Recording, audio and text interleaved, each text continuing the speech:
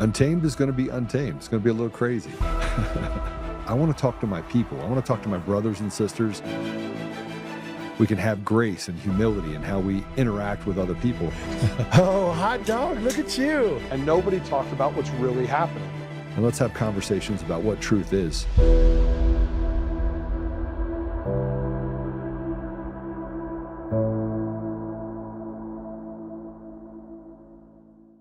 You want fire, you're going to get it. So I'm going to go ahead and just bring Mark on. Before we do, GoCo. Good sponsor for us. And I've been answering questions.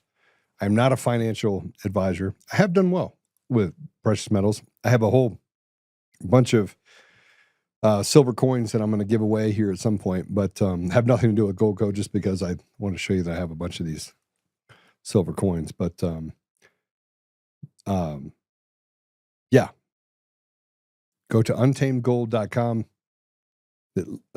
You will not be my thoughts on where gold and silver are going and why this is going to be a good investment for you are well known.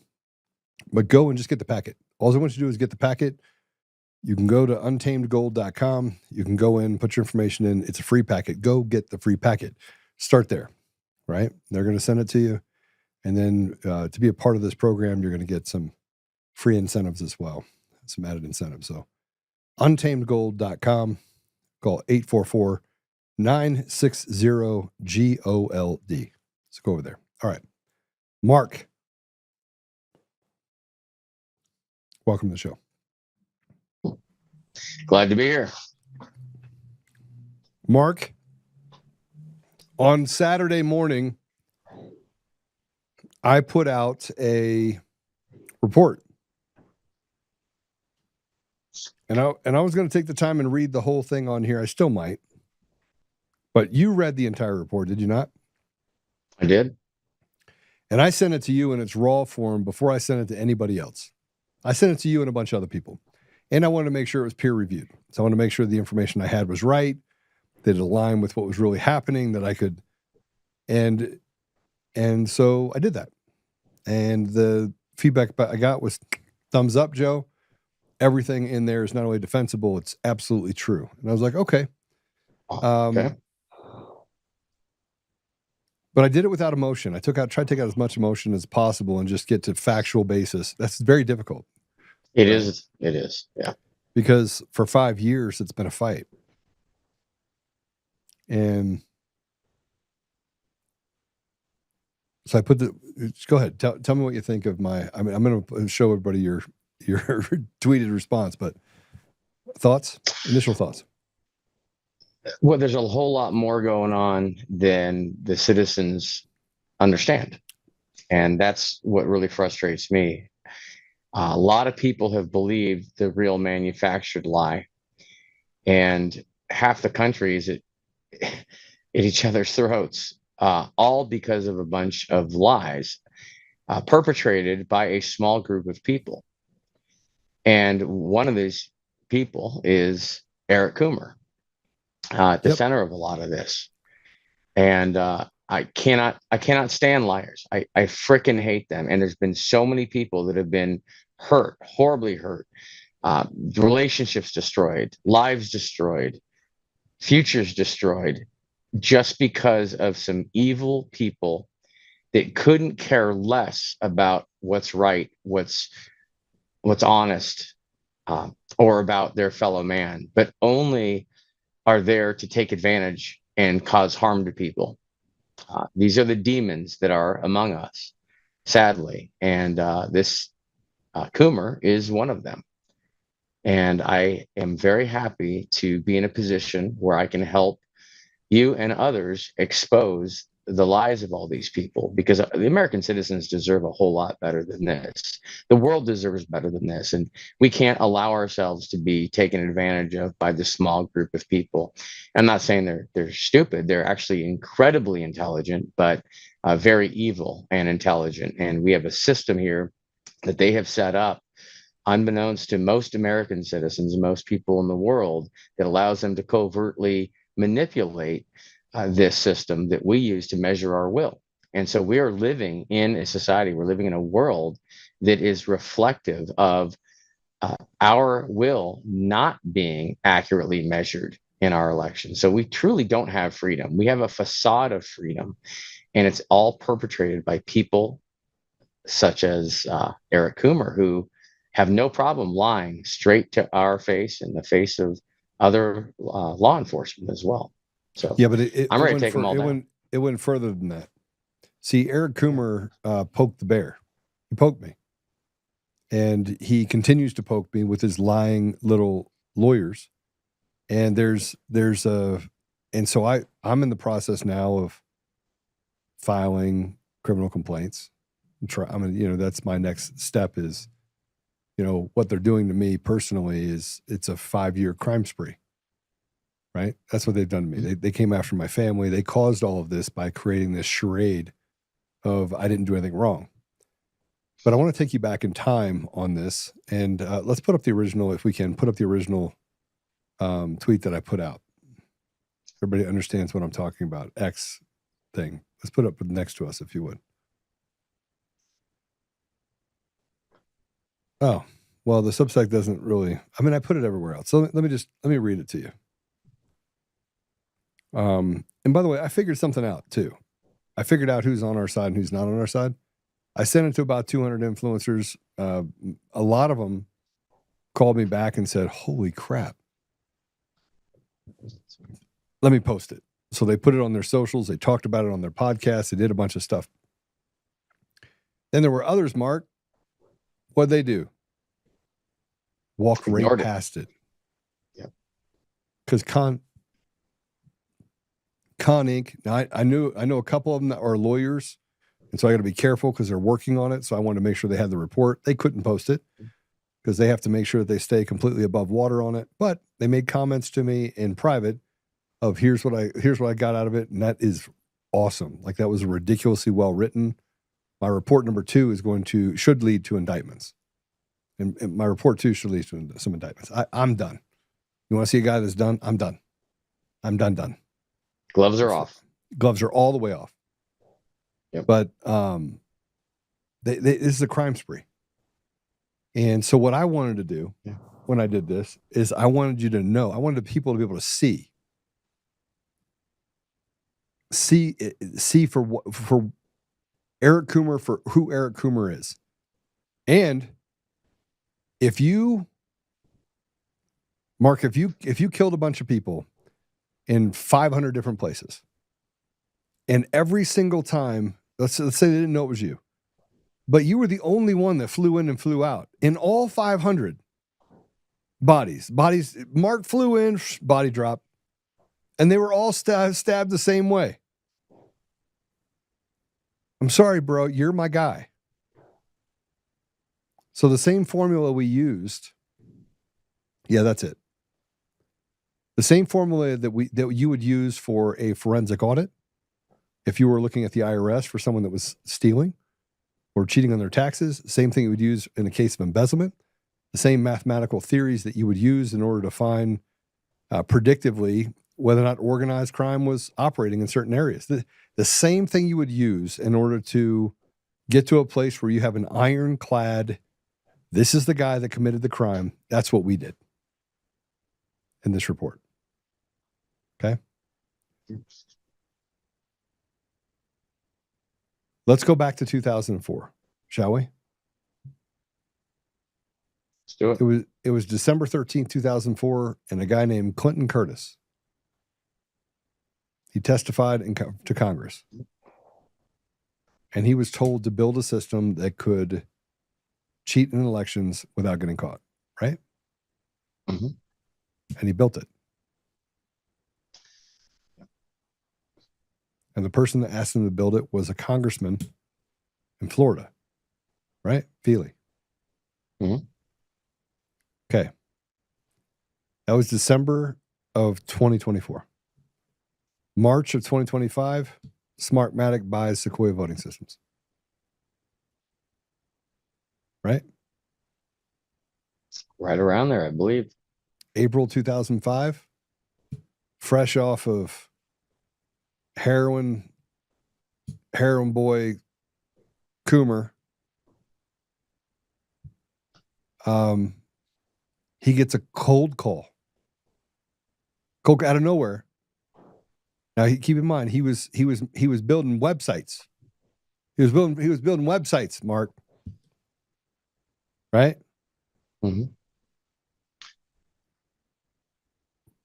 Okay, building websites for businesses. He's not building any architecture. He's not doing anything. And they pick up the phone. They're like, hello? Yeah, this is Sequoia Voting Systems. We want you to come do some elections for us. We want to make you our chief architect. 17 states and the District of Columbia they operated in. Oh, look at those people. I see those people behind you. Oh, look at that guy. Oh, let's see if I can keep myself here. There we go. Yeah. Have you seen this site? No, what is this? Stolen Elections Facts, FACTS.com. It's your full timeline of the whole thing, all the companies involved, all the individuals involved. Stolen Elections. Elections.com. Stolen election facts. So I'm gonna put it here so you can get it on the here. Just on the screen. Get it up on screen with us. With him. Yeah. Yeah. Okay. There you go. Stolen election facts. Elections facts. Stolen elections facts. You got it. Two plurals. I think you'll appreciate the work done here. Yeah, so this goes through. Should concern all Americans have lost control. Okay, so you put this in perspective. What page were you on though? What page is it behind you? Go to individuals at the top. Yeah. Then down to Dominion Voting Systems. Okay. Click on that, and that's the page it was on. All right, Mark. Yeah, there you go. Let's go up a little bit.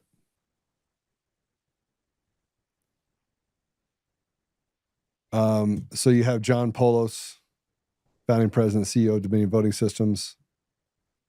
Dominion is now in 150 municipalities, and we used a couple of using a couple of province-wide elections, including most polling stations in Ontario's 2010 election. Dominion also had technology in 1,000 United States counties across 35 states. Poulos has grown the company through direct support to elections in Mongolia and the Philippines. That's not the only one, so. Jack Blaine. Now, this guy was the original guy who was the president and CEO of Sequoia. He had multiple positions, and he stated that for all practical purposes, the only company other than Sequoia with which SVS had any significant involvement was Smartmatic. Maintained business relationships with its former owner. Now, you remember CIFIS? They had a 2007 hearing and said, you must sell because of a 2006 election. So keep going up though. I want to get to the other. There's Eric Coomer. You don't have anything written about him. What's going on? Well, I'll say this isn't my work, but I'm sure we'll make sure that it is fortified with the proper information. Okay. All right. David Moreno, know all about that guy. Okay, so here's some stuff that he's an engineer integrator, Smartmatic's SaaS solution, and the Sequoia product line. Lender integrator for Dominion Voting Systems, being responsible for the warehouse production and testing of the products and solutions that are deployed under the election. Wow. Moreno is a very interesting fella. I'd like to know a lot more about that. I have some stuff that I can show you. Matter of fact, it's going to be report 3.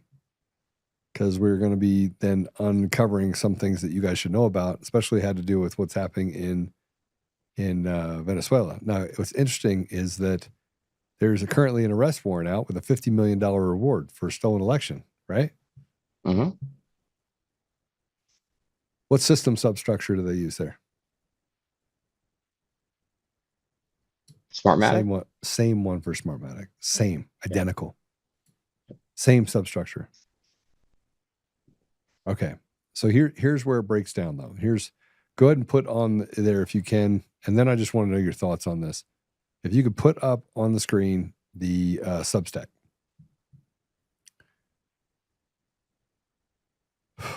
Eric Coomer, from drug addicted Satanist skinhead to the heart of election controversy. Now, I started this out by saying, are you ready for this? I'm going to do a lot of this.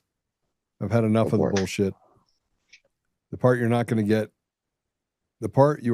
to get in this report, of the couple dozen Venezuelans from the 2006 Genesis, 3 became whistleblowers in 2020. 1 was murdered in 2022.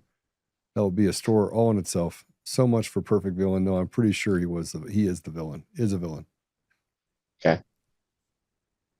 So we went through this, and I'm not going to read the whole thing. I may actually do a show where I do read the whole thing so you can hear all of it. But in April of 2005, fresh off of his being a drug addict, heroin addict, dry heaving on the ground by his own words, right? They asked him to become the Sequoia a month after they bought Sequoia from Smartmatic. Now, he did websites. That's what he did. He did websites. He did not. There was no grandiose thing that Eric Coomer was doing. He was not like deep in the middle of building infrastructure and doing great things. He was a drug addict that was headed to prison for a long time. Am I wrong? But with a physics degree. With a nuclear engineering degree, not a physics degree. Nuclear engineering. Boy, it's pretty incredible. Not many people have a nuclear engineering degree. So, no. And then he wrote a thesis. Do you guys have the thesis back there? Oh, I'll send it to you right now. So what I did, Mark, is over the last 5 months, people have talked about the fact that you have PID controllers inside of it, that it had to be a complex algo, right? Mm-hmm. And you saw the work for Ed Solomon. He did some really solid work related to the cast vote records in over 30 counties. Brilliant. Right? Brilliant. And there's a lot more coming too. Basically, it shows with the county results. These are the results directly from the counties. If you know how to look at them, you can so easily see that the results that they provide are absolutely synthetic fabrications. There is no way that these could be organic. They're very tightly controlled synthetic fabrications. And I doubt most of the counties even know this, because if they knew it, they wouldn't be releasing the data. Or if they do know it, they didn't think anyone's smart enough to be able to see this. But the work that Ed's doing is absolutely brilliant. And I'll tell you what, if there's any mathematicians out there, I don't care what side of the aisle you are on, just come take a look at the data. The data speaks for itself. Wait till you see it. You could be the hardest core leftist in the world, but if you are an honest person and you understand some basic math, basic math, your eyes will be completely shot straight open when you see this yourself. All right, so let's talk about that for a minute, shall we? Why I can't get this to work. Ugh. I know a tech guy. You do? I do. I'm trying to just get this one document to allow me to drop it in there. All right. So what I did is I took and I worked with some other non-Ed types, and I asked Ed to send me some data, and he sent me some data, and I walked through it with him, and then I presented that data. And I wanted to make sure that it would pass muster. So then I sent it to other people and said, okay, I need you to peer review this. Does it work? And they're like, yeah, it does. But how do you know that the data is real? And I was like, okay, here's where the file came direct. Chain of custody came right off the site. By the way, this is where they changed it in Arapahoe County. And they also started changing it in other counties, but this was prior to that. And here's where we got the data. So they all said the same thing. Joe, if that's true, and I was like, I need you to talk me through the complex algorithm that would have to be created. And this is 5 months ago, and I had this, Eureka event. Yep. And I go, why would they hire a drug addict? And I know his dad worked for the Pentagon. I know his brother worked for General Dynamic, was involved in the war machine, that there's deep connections in the in this environment. So I'm like, okay, well, that would influence it. But here's you have a guy that could not pass a background check. Could he? Not a chance. Not a chance. But luckily, Dominion probably doesn't do background checks. Not or they Dominion, probably Sequoia. wouldn't This have is Sequoia. even Sequoia. Even Sequoia. And we both know who worked with Eric back in the day at Sequoia too. Happens to be a neighbor of mine. Speak. You know Chris. Mm-hmm. York. Yeah. Yep. Yeah. Yeah. He worked with Coomer back in the day, and saw a lot of this stuff. Didn't quite connect all the dots, but Until certainly later. did a little bit later. Absolutely. Yeah. And he's been a huge help as well. He was one of the first people to come forward to say, this is how they did it. They eliminated log files. That was before, by the way, he was on with me before we ever had an audit and found out that this was true. It was way early on. See, this is the part where I say it's going to lead to indictments because the timelines are tight.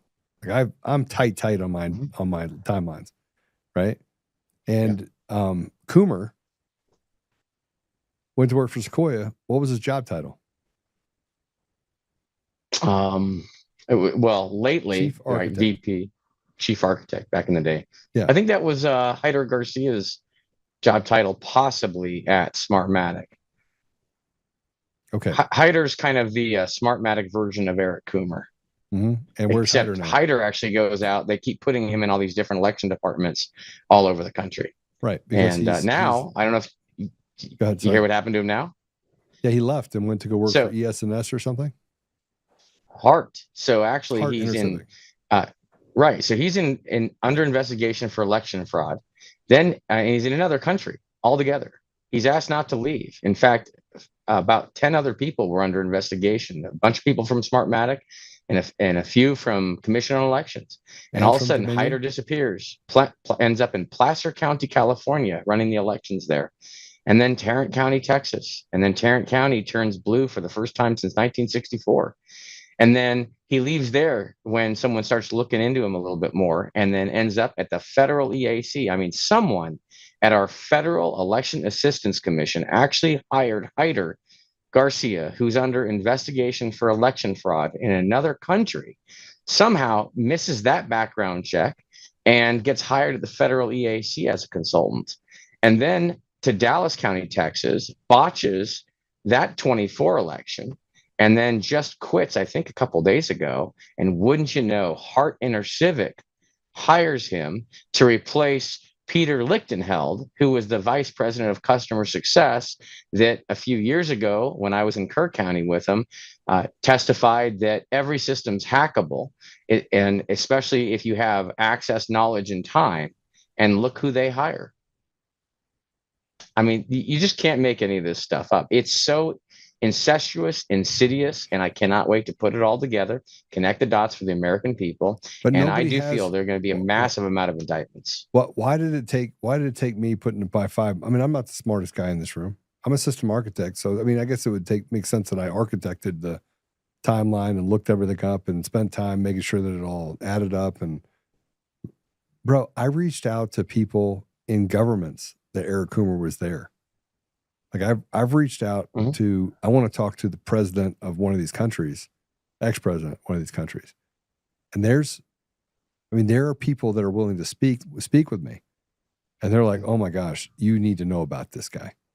And I'm like, okay, tell me more. It slipped under the radar. So many, if people had just communicated and shared that information, absolutely, for 16 years. So it's complex. So most people don't even understand this domain because they don't understand it. They're reticent to share anything about it because they're too afraid that they might be wrong about something. So because it's a domain that most people don't understand, they don't talk about it. And it's hard for them to put it together. Then you've got people that are just too scared to say anything, and people that are in on it. People that are benefiting from this, I'm sure, are told to keep quiet. So anytime someone does squeak a little bit out, I'm sure they're quieted up pretty quickly by those that don't want the public to understand what's going on. But yeah, these people have raped not only the American citizens after all these years, but they're raping citizens in all these other countries as well with these electronic voting systems and these small number of companies that are doing it. And I don't really care about how vulnerable their systems are. I know how vulnerable they are. I don't really care that they're, how they're being manipulated. Really, it's much simpler to me. The citizens are not in charge of their own elections. Full stop.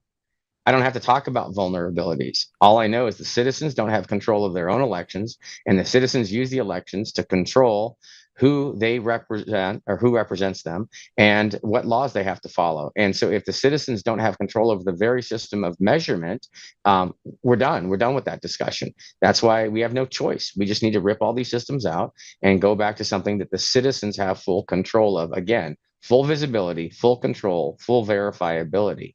But I'd love to put the whole mystery together and hold everyone accountable too that did this, perpetrated this upon the American people and the people of this world. And nothing would make me happier than to see them held fully accountable for everything that they did to all of us. And that's why I'm proud to do it. All right. So I need to, and what you're saying is absolutely true. Let me see if I can find the other one real quick. Oh, that's the exponential decay. That's where it came out. So, so I ran it through all these tests, Mark. So with people, I want to say mathematical people. And then I came back and I said, okay, what's the probability? What would it look like? And so I started using some of the systems that we have on the AI side that we built in with Athena and said, because I want to use my own system first for a lot of reasons. And then I wanted to be able to have a big enough number of counties and states and a control. So there are some cities that have no fraud. There are. Absolutely. Right. Yep. And so I had to find 4 counties that had no fraud. Right. In different states that use the same substructure. So it had to be ES&S, had to be Smartmatic, or had to be Dominion. And that they were good. Like you get the cash for record, you get the information, you put it in the system, and it says, yeah, this is the way people are supposed to vote. Right? Now, fast forward. Actually, that's not true. So these aren't people. They wasn't just Dominion. I used like Clear Ballot was one. I just needed to make sure that the election was real. Right? Yeah. And that it didn't follow any, it looked real. It acted real. I guess I should say, could it have been fake? Yeah, but this is what the law of large numbers and what happens over time with a group of people. When people look at the data of the election, you see the trend of votes over time. Yeah, it either looks natural and organic in nature, or it looks controlled. And if there are patterns in the data, that's how you can determine that the thing is controlled. It's the patterns, because when normal people vote, those patterns really don't exist. Those patterns look very normal. It's random votes coming from different areas. You'll see a little bit of consistency when there are other variables that are linked with each other, but you won't see really tightly controlled patterns. And that's when I've looked and seen this data and seen the corruption in these different counties that have corruption. It's very apparent because they didn't do a real clean job. They didn't try to make the manipulation of the data look organic. There are inorganic parts of it that you see very unnatural patterns in the data, and that's the telltale sign. But they're going to get better. And these new systems, all these new upgrades that they forced everyone to employ, and they sold these 10-year contracts to these commissioners that didn't know any different. They told them, well, we save a lot of money if you sign a 10-year contract for our software, and we got to do this update right now. I'll bet all these new variants of these voting system images are probably going to be even better. They probably have a more natural looking manipulation built into them, if they do have something built in. But how would we know? Because none of us are allowed to actually see under the hood and see what the source code is. Okay, so I needed to be inside of this document. I needed to be able to take what you're talking about, and I needed to have a control. And then I needed to be able to run it against and say, is this natural, number one? And if it's not natural, does it follow the same? I took Eric Coomer's doctorate dissertation, right? His thesis. Mhm. I plugged it in. I plugged in all the cast vote records one by one, then collectively in 6 counties in 4 states. Okay. Yeah. To show that the system structure, if you take it and you turn it sideways, was the same, right? So you could see the way that the system was operating. By the way, I also found an anomaly within CITL and how information be carried up to CITL and whether or not that handoff happened. So I found some other that'll be like, I think, report number 4, which would be, how does CITL play a part in this, and what do they know? Big part. Yeah. So I think they do know. Absolutely. Yeah. So I put that together, and the R squared value was 0.995, 0.998, 0.997, 0.999, 0.995. Explain to people what the R squared value is. So let me break this down to you in such a way that you understand it's determining whether or not something is sorry. It's a correlation. Let me share with my wife. Yeah. It's the true north of information. So if the information, again, we can get into the science. So if it was a 1, yeah. If it was a 1, it'd be dead on. Dead on. Completely dead on. So basically, you're comparing data with what data would look like if manipulated. So here's, and the closer it is to that, is closer to 1. So here's how we use it when we aggregate data at my company. We use it to say, all right, we spent money on these 4 platforms. We have what's called online and offline attribution. So you'd say, all right, I'm going to spend $10,000 on Fox News, right?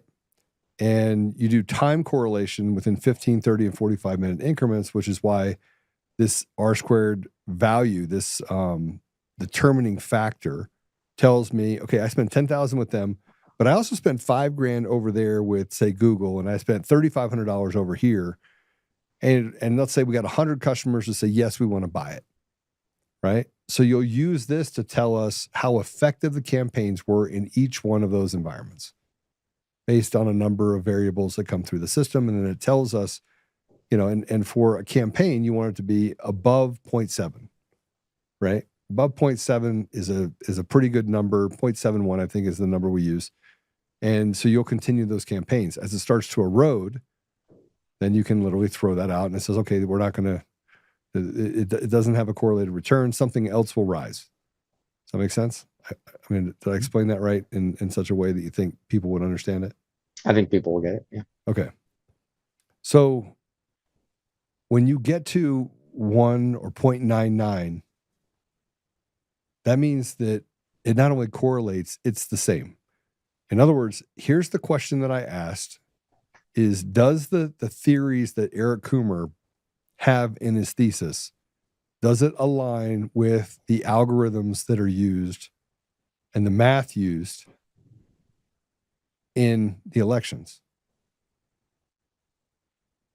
And once the people said, holy shit, these are different. I mean, one's dealing with plasma decay and things like that. The other one's dealing with votes. Mm-hmm. But the theory of how you get to the math is the same. Okay? The math is the same.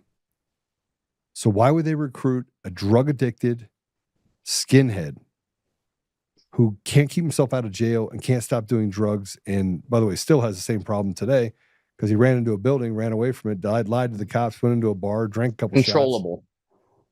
Shots. Yeah. Controllable, no scruples, doesn't care. And so when they profile, that's the guy you want. He's perfect. That's the guy you want. Absolutely. CIA. It's funny, though, in November, early December 2020, you know who showed up first here to visit with me? Nope. Chuck Sam Faddis, CIA stooge. That guy. The one that, kind of walked around and talked to other people about how the election was stolen. And Turns out he was in the middle of it too. So A lot of people have been. Here's a guy, chief architect, and you go, Joe, that's smoke, but it's not the fire. You don't have any proof. Bullshit. This is the same system they use to catch people, Al Capone like figures. They use to catch people that are stealing from the government. This is the system they use. This is how they come to the conclusion that there's a problem. Okay? But that's not where it ends. That was 2005. He went to work for him as chief architect. 2006 was the first election in a municipal election in 2006 in Chicago. Guess who they flew up from Venezuela? Who? A couple dozen Venezuelans to be the support for the election. Couldn't have anybody in the United States. It had to be Venezuelan. You know, an interesting thing that Chris told me about when he was at Sequoia is that they frequently flew up a group of Venezuelans to do the programming to Denver. They flew them up to the Denver building. They didn't speak English. They just flew up there. They did a bunch of work for quite a while, weeks or something, and they were gone. Isn't that weird that for a company that handles elections in the United States of America that was recently deemed part of our critical infrastructure, national critical infrastructure, that this company would think it's perfectly okay to fly Venezuelans into Denver, Colorado to program the voting system that the United States of American citizens depend on. And now in a company that handles about 41 or 40-ish% of the votes across our entire country in very strategic states and counties. Mm-hmm. It's odd, isn't it? Very odd. That 2006 election was highly contested. Glitches. They always say glitches. Oh, it's just glitches. Isolated human error. Isolated human error glitches. Isolated human error glitches. Yeah. The job is to count votes. 2006, 2007, they handed over to managers. Blaine was one of the managers. It then is sold in 2010, 2008, by the way. That was when Blaine came in. Guess who's a part of it all the way through this? Every glitch, every problem. By the way, there's a ton of other elections in the 17 states. I bet Eric Coomer. 100%. Fast forward to 2010. Let's go to Mongolia. This is where it starts to really heat up. The person responsible for going through all the election systems in Mongolia is who? Eric Coomer. Is it Eric Coomer? Guess what happened when the election in Mongolia? I'll bet it didn't go well. It went horribly. What a coincidence. Was there a glitch? There was a massive glitch, but then Smartmatic sued Sequoia, right? I'm sorry, sued Dominion because they were collecting information, central information in Mongolia to the election. That seems odd. Kind of like how Dominion has offices in Serbia. Well, that during our elections and their support actually for our clerks across the United States of America, we're in Serbia, is actually over voice over IP phones out of Serbia. And the sad thing is our clerks have no idea that when they call in for support in Dominion, they might be talking to someone in Serbia supporting them during a United States election. It's pretty crazy. Bro, what's even crazier is that the number of organizations that were tied back to Dominion on both sides and Sequoia and Premier, that they basically would sell off the IP, merge into something else, and then quickly bankrupt that organization. Okay? So Sequoia Voting Systems was bankrupted in 2014 after selling. Now Smartmatic got to keep the IP, intellectual property. They'd shared it. So that's the first deviation. Now Smartmatic has it, and Dominion and Sequoia has it. Sequoia sells to Dominion. Now Dominion has it. I want to point out that $120 million was given by the Venezuelan government, by Hugo Chavez, that funded their ability to buy Sequoia, a U.S.-based election system in the United States. Now, Mongolia was an unmitigated mess that led to a lawsuit with Smartmatic and Dominion. They're at each other's throats. More for show than anything else. Then what happened in 2012, 2013? The elections in the Philippines. What happened during those elections? We got a Unmitigated great disaster. Absolutely. Okay. Yeah. Now, who was there? Was it Eric Coomer? Uh-huh. Yeah. 2014. This is the only unverifiable report that I have. You had the Maidan coup in a country called Ukraine. The substructure of that election system shared in part what?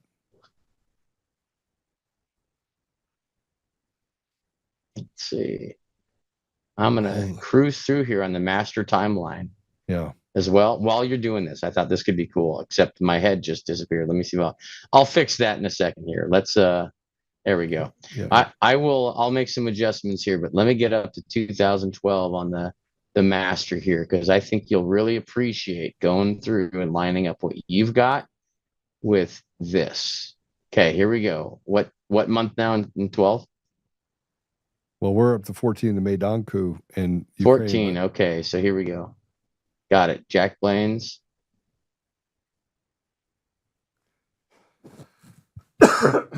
Jack Blaine files for Sequoia Voting Systems bankruptcy.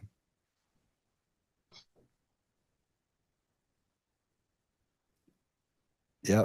And he writes an affidavit. By the way, I have that affidavit. That's gonna be one of my reports as well. Brennan, what does it say? Brennan Center raises concerns of voting machine vulnerabilities. September. Yep. Then Smartmatic CEO announces SGO Group with Mark Malik Brown as the chairman. We need to fill in the part about what happened with Ukraine in the Maidan coup and the stealing of an election in there. Right in the middle. Well, we'll get this fortified. Yeah. Bro, it is so connected to all information. Of it. It's unbelievable. Yeah. Look, if you read that report that I wrote, by the way, I'm still in a lawsuit with Eric Coomer right now. I mean, he's still keeping the facade up. But if you go through this, I mean, they're going to go down. I mean, and of course he's going to keep it up. He's going to do everything he can because he's going to be cooked here real soon. They got everything to lose. You can't just give in. Yeah. So this is the unverified report on 3/13/2025.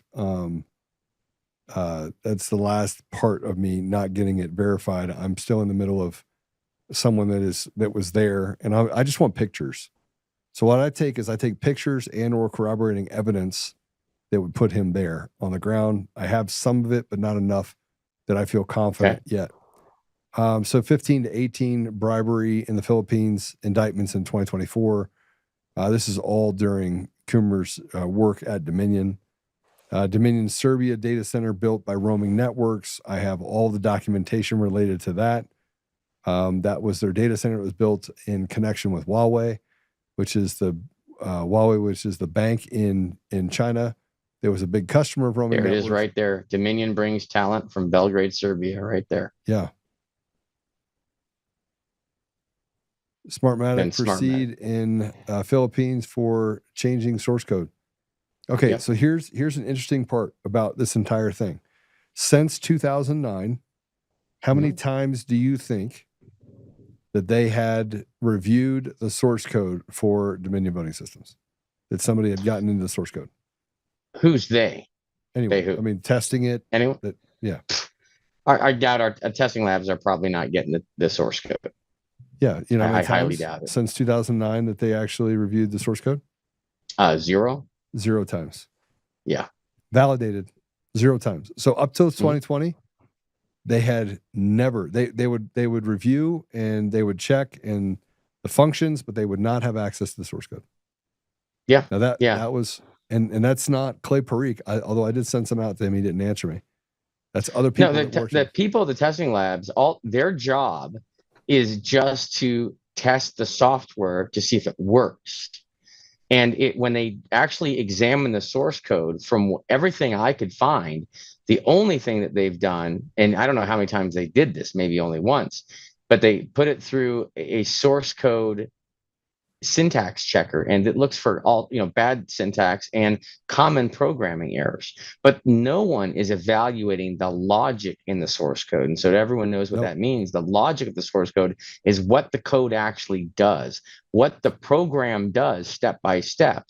I have never seen any evidence that anyone other than the voting system vendors has actually evaluated every single line of that source code to see what the program actually does. And that is a massive problem because most people think, oh, well, of course they test it. Of course someone looks at it. Great. If they do, prove it to me.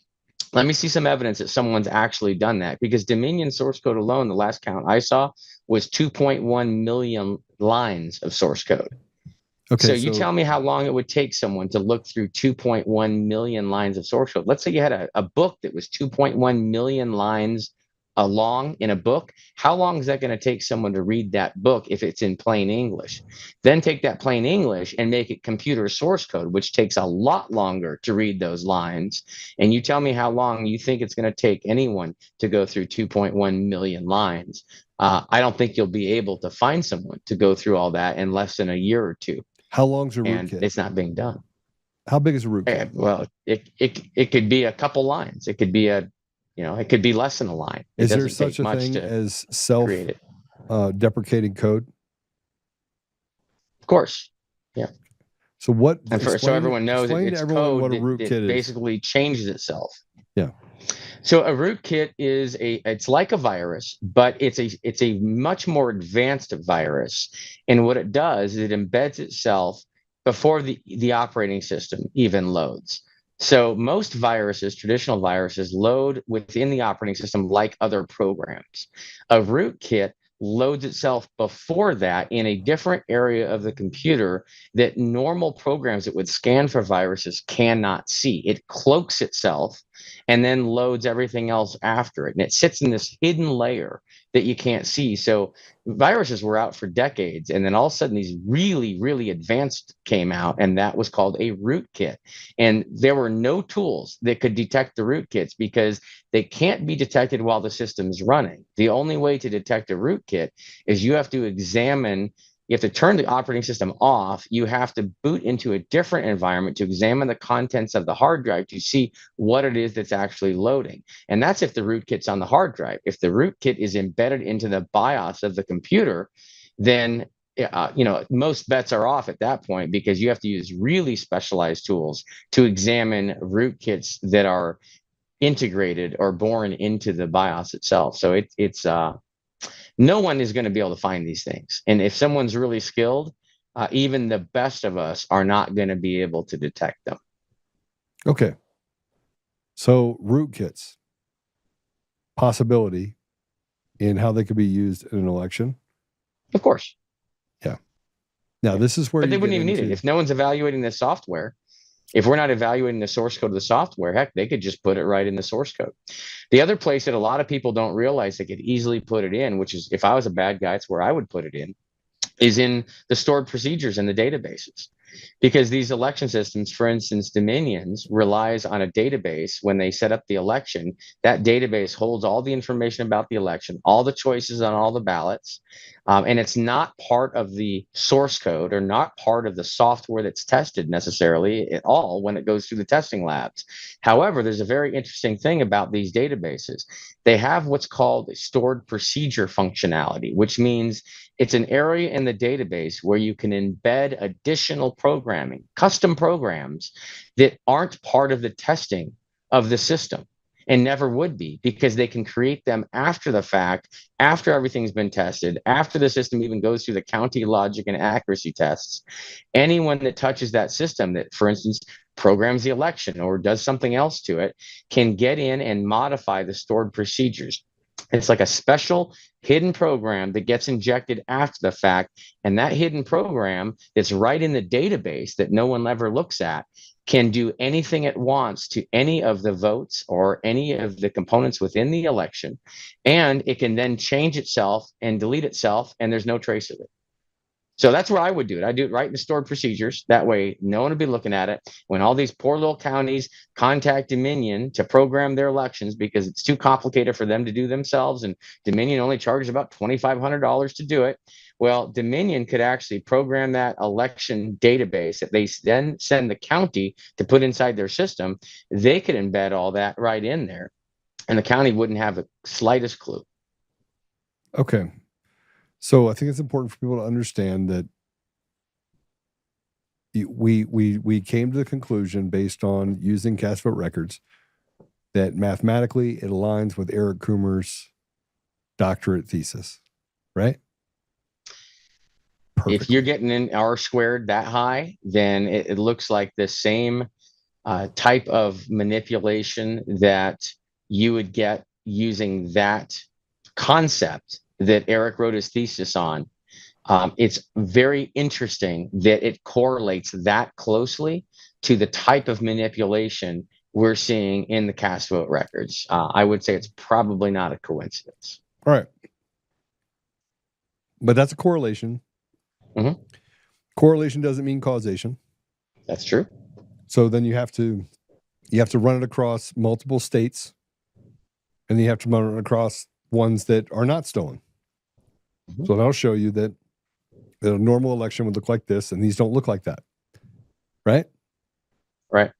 And that these actually align with those codes, with the algos, and that only someone with advanced knowledge of algos would. So they chose this guy in 2005. They put him in as a chief architect. His job was to actually create a system that used those algorithms in order to write a program that allowed you to basically control the outcome. Then his job over years was to make sure that other election systems use that base source code, right? That base structure, which there was a connection between ES&S, a connection between Hard Civic, there's a connection between Smartmatic, and there's a connection between Clear Ballot. They're all connected. If someone's figured out how to hide manipulation within electronic voting systems, it's reasonable to expect that a majority of the companies that are there that would be interested in being able to manipulate results would use those same concepts, because the whole goal is to be able to manipulate it in a way that people can't see it. Okay. So that's 2 points of correlation, right? Determinative correlation. Okay. Then I had to take in the Mesa County reports. And I had to say, does this align with it? So I have cast vote records. Now I have the Mesa reports. And I have the Antrim County reports. Oh, speaking of the Mesa County reports, are you aware?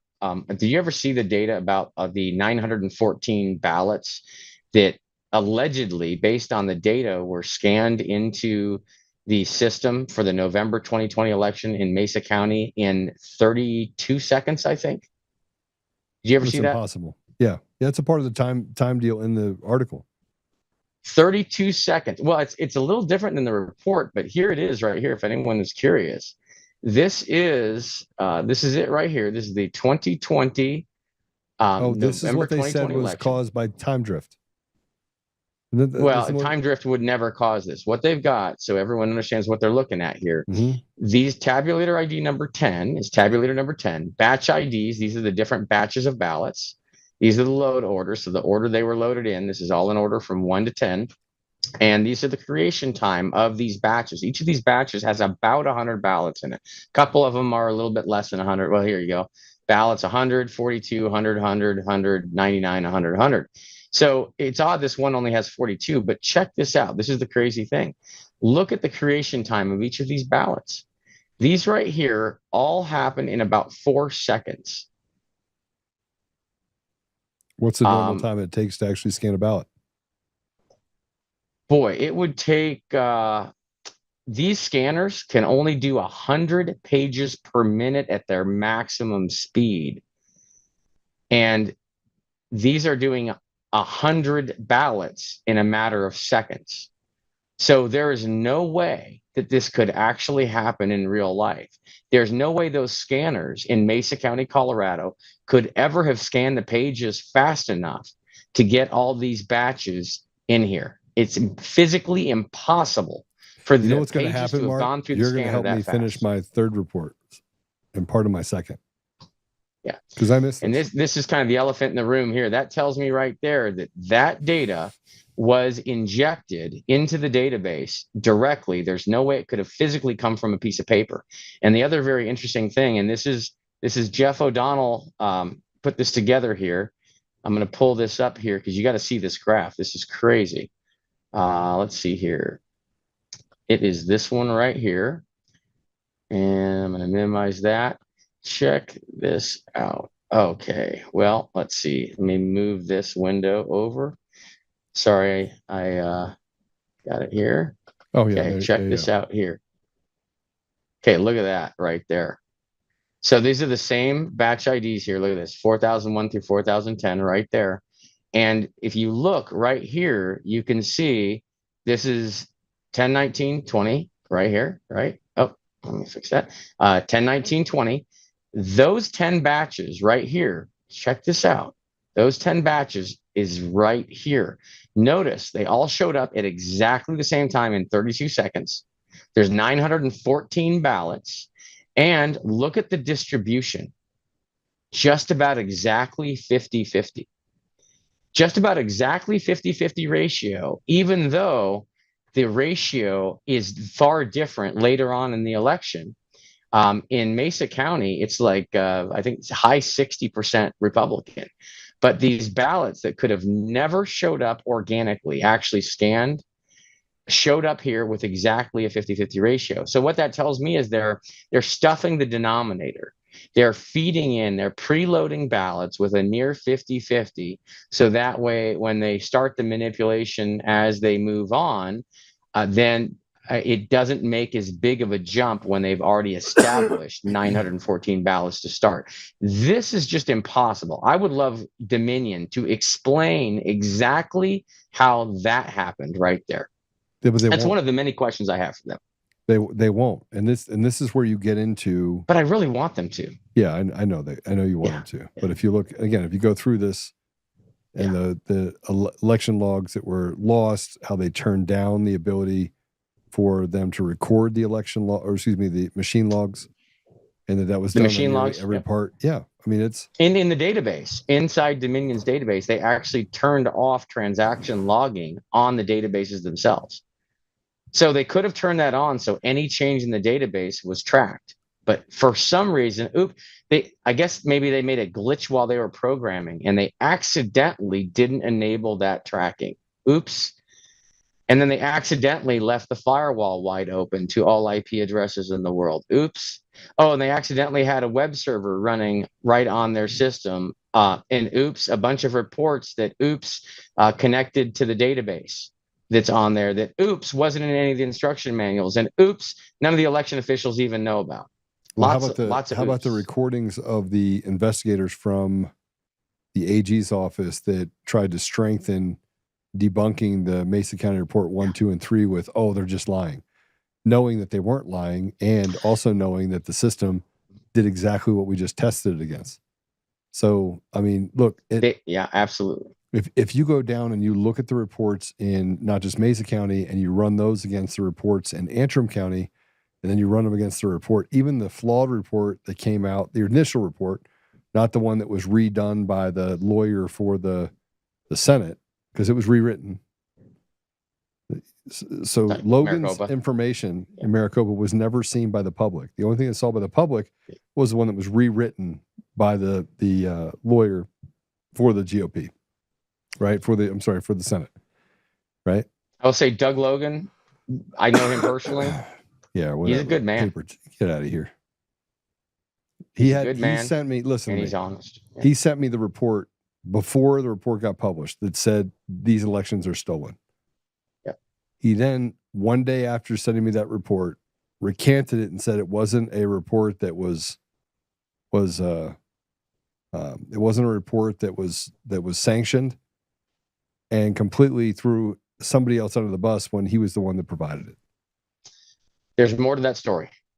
I was there. But I was there. I mean, I literally had the conversation, and that he was deathly afraid. He has 11 kids. He's deathly afraid. Yes, absolutely. He is what you just said. And by the way, anyone that's deathly afraid should have never got that contract. But that contract was decided at Lynn Wood's house, and who was going to get it in November, late November. Why do you think they chose Doug? Because they knew he was a paper tiger. Well, they knew that they're going to choose someone that has a bunch of kids, right? They always choose the people that they think they can best control. Well, he's going to have to step out of the deal now and answer some questions. Give him some time. Give him some time. Well, he doesn't have time. He doesn't have time. Mark, come on now. I mean, you said this to me before, and I was like, all right, I'm going to take a walk because I've been working on this for 5 months, and I had to make sure that I had Coomer dead to rights, and that there was no way that no one would hire him. He couldn't pass a background check to work at McDonald's, and all of a sudden he's working at the 17 states and the District of Columbia running elections as the chief architect. And he wrote. Kamala worked at McDonald's, didn't she? Maybe they met there. Yeah. Maybe they met there. My point is that they've tried to destroy my life. They have. And now I'm just pissed. Now I don't care. I got nothing to lose, and I'm coming out with everything that I got. And you should see the stuff I learned about their attorneys. That was fun. I mean, it's all dirty. It's all dirty. It's all dirty. It's all incestuous. It's as disgusting as you could possibly imagine. The hardest part is going to be putting it together in a format that's digestible to the average person, because it's so gross and it's so big, it's so overwhelming. It's hard to grasp all of it. But the American people are going to have to start paying attention and realize that it's going to come out. And what you're doing to bring it out, what I'm doing to bring it out, what everyone is doing that's brave enough to stand up, that just has nothing to lose and doesn't give a crap at this point, we're going to have to bring it out. And we may have to bring it out for those that are still too scared and that are too worried about their families. We may have to shoulder a little bit more for it, and hopefully that they will gain some courage. And if we can get the right protection for those around them, I hope we'll have plenty of more whistleblowers coming out. Yeah, I think that's where it really comes down to, is that we have some other whistleblowers that are getting ready to come forward, right?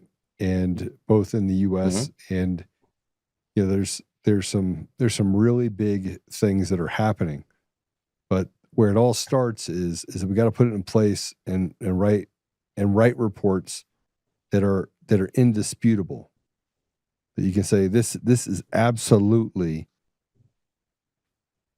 Oh, what is that?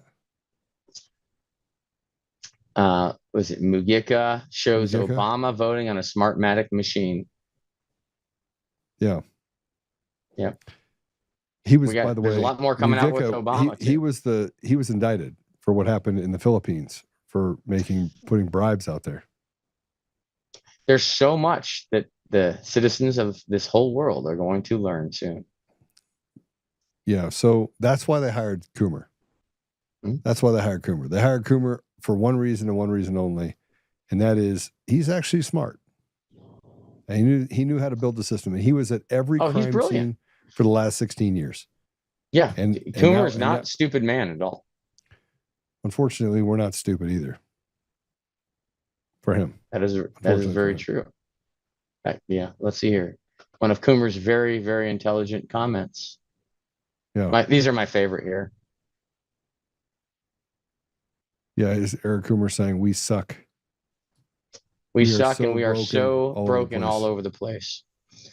And so when I go around telling people that Dominion sucks and Dominion is so broken all over the place, I love the fact that I'm actually agreeing with Eric Coomer of Dominion, Director of Product Safety and Security.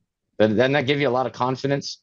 All these counties that are spending all that money, all their citizens' tax dollars on these systems, when the Director of Product Strategy and Security says right there, we are so broken all over the place and we suck. Boy, that's a great ad. You guys should sign a 20-year contract, even better. What's the title? This will blow your mind. What's the title to it? ICP modems do what? ICP modems failing acceptance testing. Yeah, these are the modems, inside the ICPs.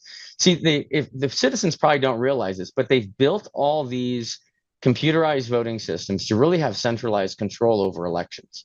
And so, although Dominion screams for years, our systems aren't connected to the internet, they're not connected to the internet, They are all designed to be connected to other systems and to the internet. That's the whole design premise of them.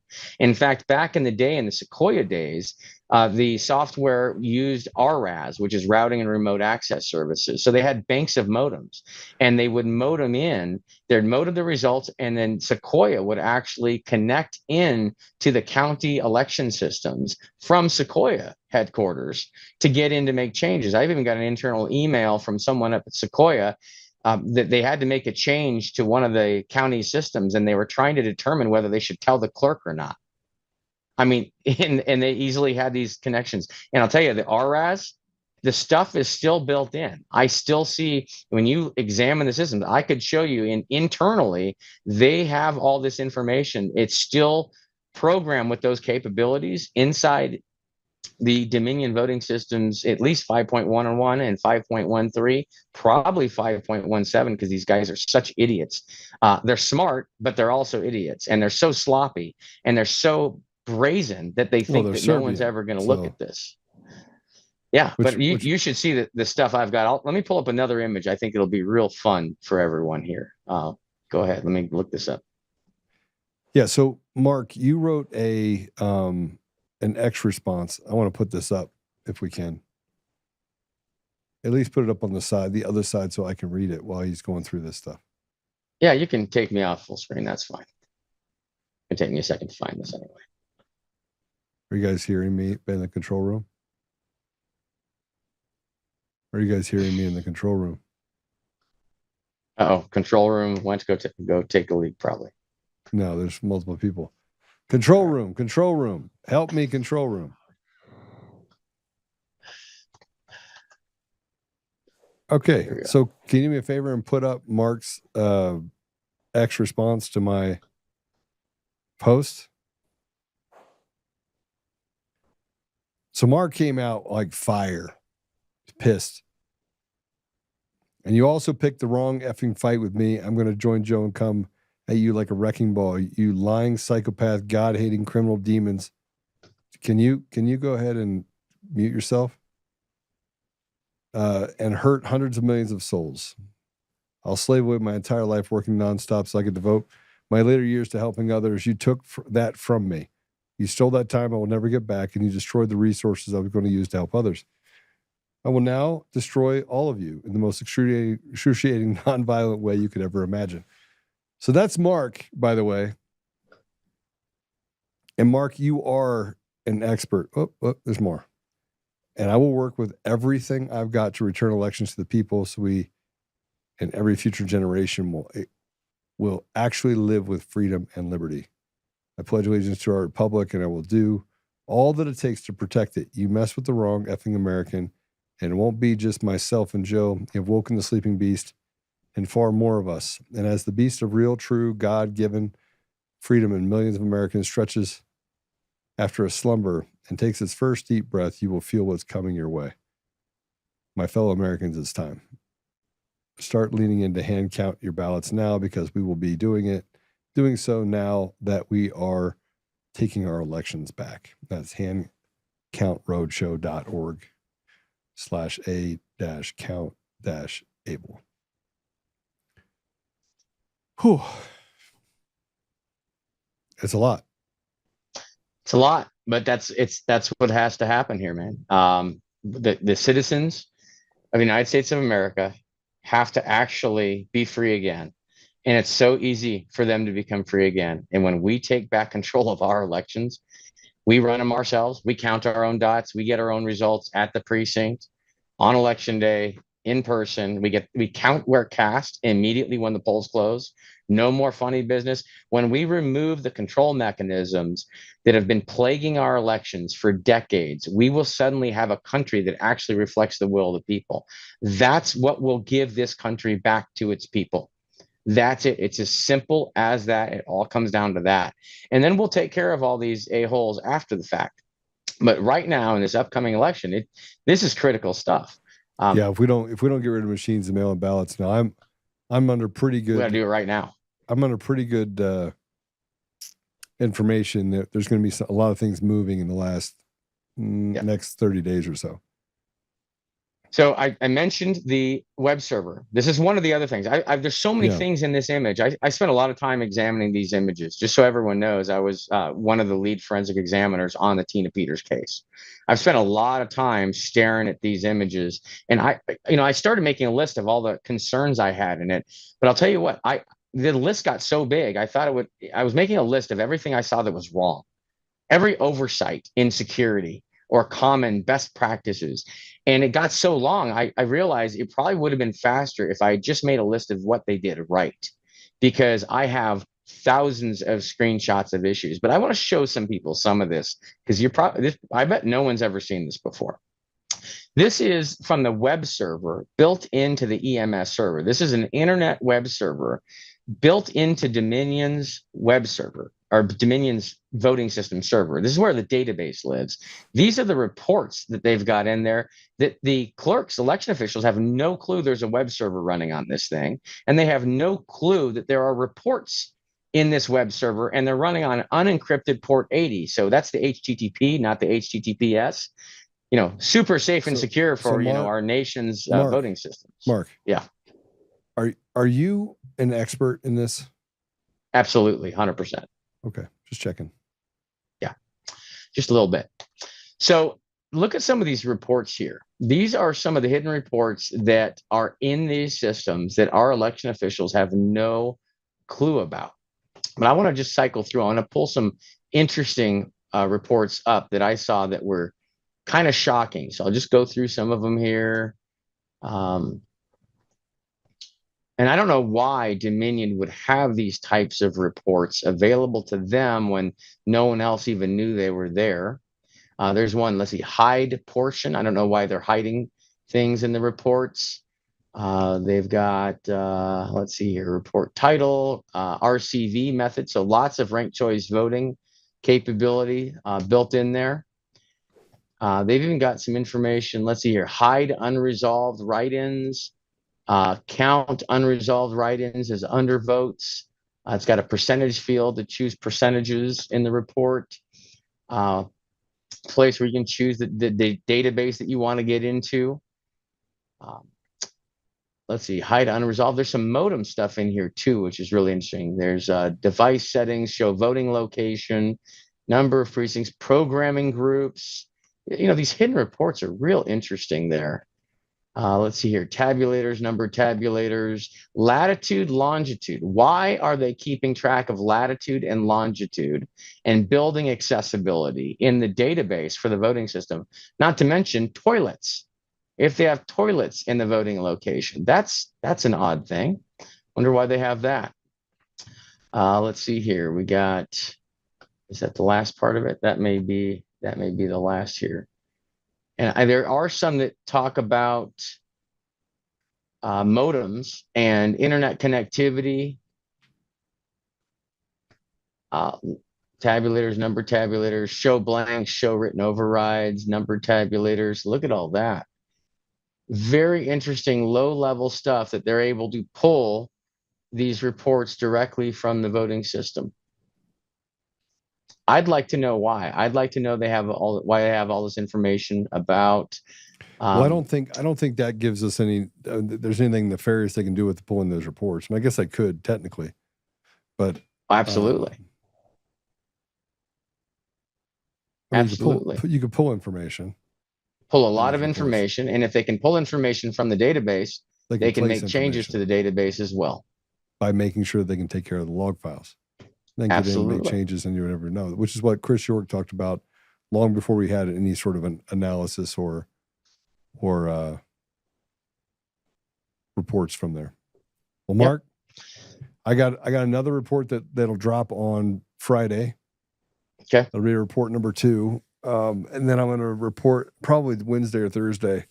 I may drop just the math behind all this. I'm going to work with Ed Solomon. I'm going to call him later on tonight.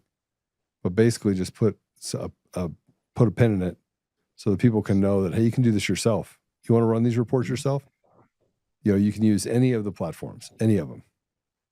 Now, I will tell you that all of the AI platforms that weren't our own said that it was unauthorized to do the comparison until you made it scientific. Like, do the comparison scientifically, because it'll tell you unauthorized access. Yep, the AI Just say systems no. have been programmed not to allow the citizens to use that technology in order to determine if elections are rigged. Yeah. And so they've actually got protections built into them to keep us away from that. So you do have to play some tricks with them so they don't think they're looking at election results to be able to ask them those questions. And that alone is disgusting. So you see that Blitzacorp at the very top, the 2000 Blitzacorp? Let's see here, right here, that guy right there. Yeah. No, it's keep going. This up. one? Keep going up. Yeah. So that's the incorporation. No. I'm sorry, go down. So that Blitzacorp, they keep going one more down. Incorporated Delaware. There, right down, straight down a little bit. There you go. Acquires Blitz Corporation of Delaware. Okay, let me just tell you about this. So Blitz Bizta gave money to Sequoia, $200,000 note, owned 28% of it. Said it was a loan, but never paid it back. Like there's so much in here that when you start to go through it, if you were the DOJ and you're like, oh, this doesn't make any sense to me, you put it into just basic information. Here's who did it. Here's the information. Now go fill in the gaps. It should be really easy. Like they should have an indictment already. The fact that people haven't been indicted means that somebody is in on it. Because I shouldn't be here 5 years later talking about the same thing. I shouldn't. All these people should be in handcuffs, and we should be hand counting everything, and we would have a totally different government. Totally. We don't have a choice. We have to do that right now, because we would have a different government. We'd have a bunch of different laws. All the people that are in government right now, I'll bet most of them shouldn't even be there. I bet 100%. For the past at least 2 decades, we have had people show up, not just federal, local too, local, state, all of the above. There's so many different ways to manipulate this system. We are probably being represented by people that we never elected. And so when a citizen sits there and goes, how on earth could this be happening? How could this person be in that position? I can't believe people voted for them. Well, they likely didn't. We likely didn't vote for them. And then all these unjust laws that we're living by. Good people live by laws. Bad people don't. Rules for thee, not for me. All these laws we're living by. How many of those laws were created by these manipulated elections? How many of these laws were actually not laws that the citizens agreed to live by? I think we're living a 90% fraud, at least a 90% fraud in everything.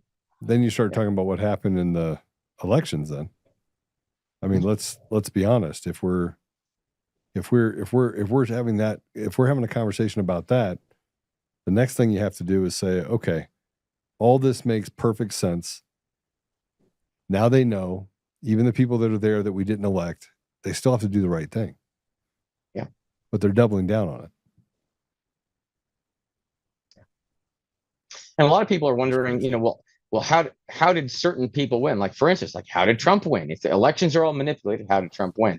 What they're doing is they're not just running totally fully synthetic elections across the board. They still have to make it believable. And if the people don't believe it, if the people realize that the magic trick is just a magic trick, then they're going to throw the whole system out. So what they need to do, these psychopaths, they have got to keep the system of illusion in place, because as long as the people believe that it works, then the people won't get rid of it. So their goal is keep it in place, make it as believable as possible while still being able to manipulate it. If they just manipulated it 100%, it would become less believable to the citizens, and then the game would be over. And that's what happened when Trump showed up. And that's why they can't stand the guy, even though I love the guy. He showed up and threw a massive wrench into their plans, not because of who he is, but it actually happened because so many people went that way. So many people, we had an election that was so imbalanced that they couldn't sway the idea, the illusion enough to make it believable. And in 24, of course, they could have just stopped counting in the middle of the night and stolen it, stuffed all the ballots in like they did 2020. But they couldn't do that and get away with it without people realizing it's all BS. So that was a strategic move on their part. They bet, okay, well, let's let Trump win right away.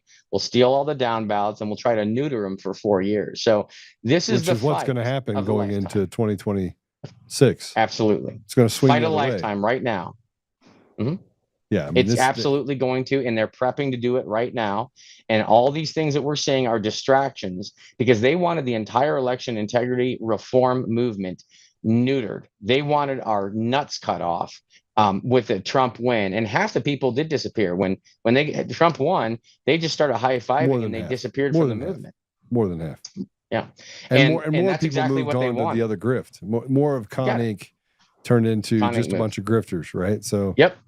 Yeah. And so that what we have to do is that those of us that are left that actually understand what the heck's going on here, we know that our entire country is hanging on by a thread right now. The freedom of every future generation of this country, the United States of America experiment in self-governance is about to crash and burn if the citizens do not reclaim control of their elections in this upcoming election. That's why we absolutely have, and people need to just realize it, suck it up.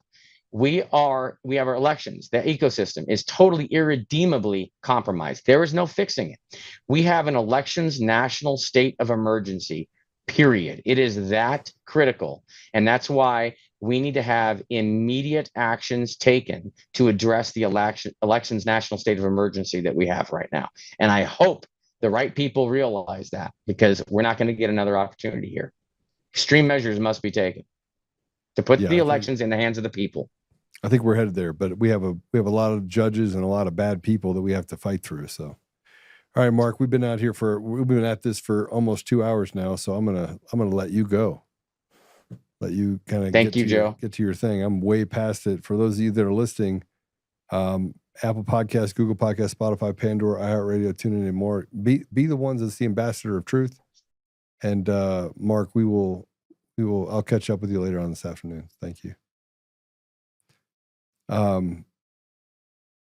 It's exhausting. I got to tell you, it's exhausting. Like doing this and saying this, it's like saying over and over again that they're raping us, right? That the British are coming, the British are coming, the British are coming. I'm doing it for 5 years. I was sitting here thinking about it and I'm going, man, I'm tired. And what they did to me is different than what they did to everybody else. See, they sued everyone around me. I would go talk to Mike. They sued Mike for defamation. He sued Mike for defamation. I'd go to Clay Clark event, sue him, and make it so I can't get on the stage. Anything to keep me quiet. All the social platforms, Rumble included, right? What did they do? They came in and like, we're going to take you off the map. We're going to make it so people can't see you.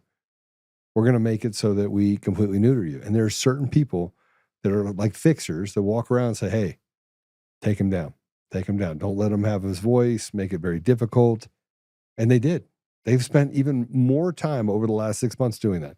And then they had judges like Wang that says, in limine, and says, you're not allowed to talk about anything having to do with anything Eric Coomer. No one's allowed to know about him. And then you start looking at the other things that they did and you're going, this can't be real.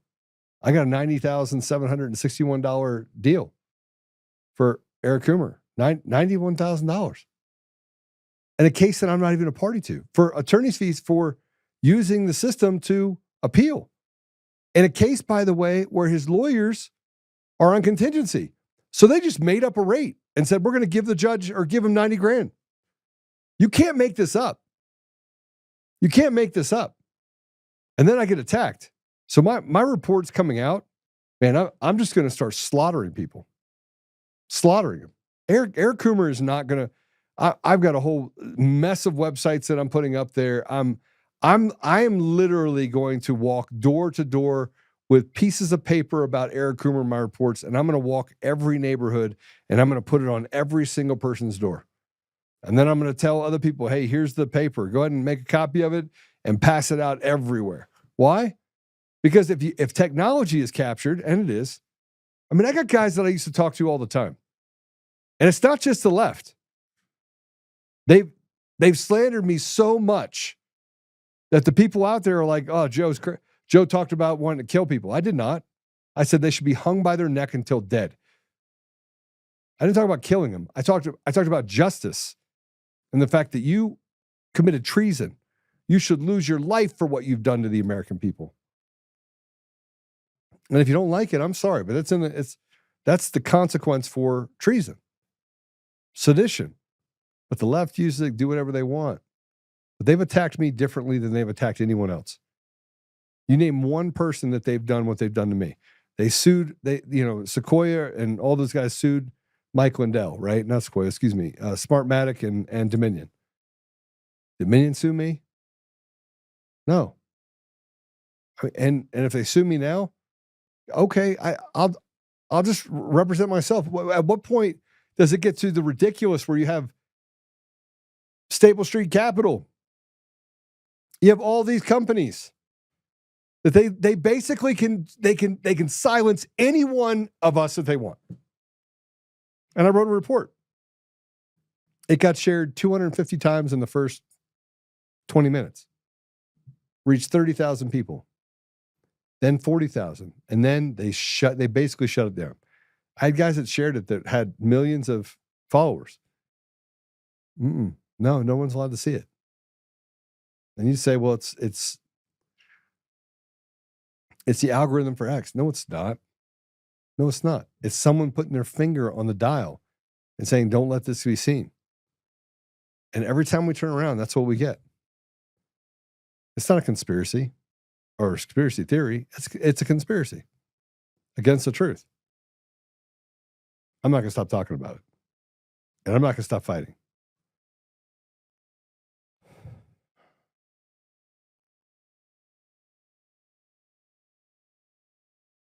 Yeah, it's good to be back. All right. Well, I'm going to pray us out. You had me for too long tonight. I'm going to put out some other reports and other stuff, so stay tuned for that. And you are the ambassadors of truth. You're the only ones that can share, right? And that's why we're on every platform. I got more platforms that we're getting ready too. I had a platform called Q Broadcasting and all these different. And I'm like, look, I'll just put it out there, no problem, because they literally want to steal everything that I'm saying and say, we're gonna cover it up. I mean, I don't know. I guess I'm that big of a threat. Oh, Susan Rice, good to see you as well. Thank you for coming out, guys. Jeff, Chris, Gammy, Paul. All right, let's go. Father God, thank you for having us, and thank you for first guest. A little bit challenging. He has a difference of opinion. Got a little agitated when I started to question him. So I let up on him, Father, but that was grace, I think, more than anything. But Father, I just ask that you not only give me, but give Jeff the ability to be movable in our beliefs and to validate the things that you believe and to bring it to you when there's question. Father, help us that we may be patient, but also be strong, that we may stand up for what's right and not necessarily what's popular, and to seek you and seek the restoration of you to our communities, to our country, and to the world. Father, I ask you to help us in this adventure of getting to the bottom of all of this fraud that we deal with, the stealing of our voice and the ultimate enslavement of the people, of your people. We're grateful, Father, for the things that you have given us. And we lay that down in front of you and say, Father, what is it that you would like us to do? Help us, Father, we may always listen and follow the path that you want us on, not necessarily the one we want us on. I say these things humbly in the name of Jesus Christ. Amen. All right. I'll see you guys later. Same time, same station. Tomorrow at 2:00. I won't go as long. Sorry. I am going to do some stuff on locals. We're trying to figure out some stuff. And so I'll get you guys on, let you ask some questions, do some behind the scenes stuff. We'll do some great stuff. So I want to call in and pray. I'll let you do that, Jeff. We might have you do that. It's going to be good. All right. God bless you all. See you soon.